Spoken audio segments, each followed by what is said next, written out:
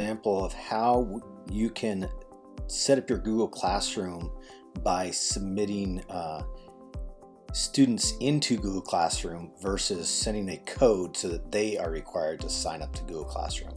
If you haven't set up your Google Classroom classes, this is the fast and easy way using Skyward to set up your Google Classrooms. So what I'm going to do is I'm going to go into Teacher Access, go to my gradebook. I'm going to select my geometry class per se. Now when I have my geometry gradebook up, I go to Reports and I'm going to go to Class Roster.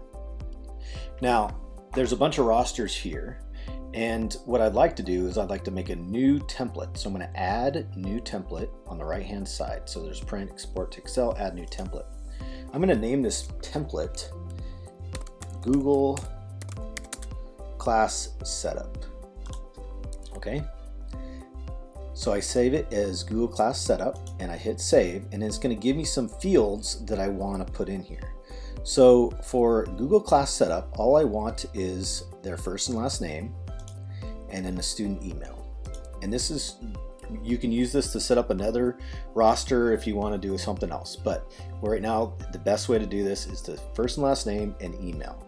Hit save. Now I highlight the Google Class Setup and I say Export to Excel. Now it waits till it stops, so it's keyed right now. Now it's completed and it's going to give me a chance to upload it. So I say Display. I open this folder. It's going to open up an Excel document and it'll say File Alert, whatever. Hit Yes. And now what I have is I have a list of all my students and I have a list of their Camas school district email addresses. I highlight all of them. I right click and I say Copy. Okay, now I'm going to go open up Classrooms. So I go to Class. Okay, go to Classrooms. I select the classroom, which was Geometry.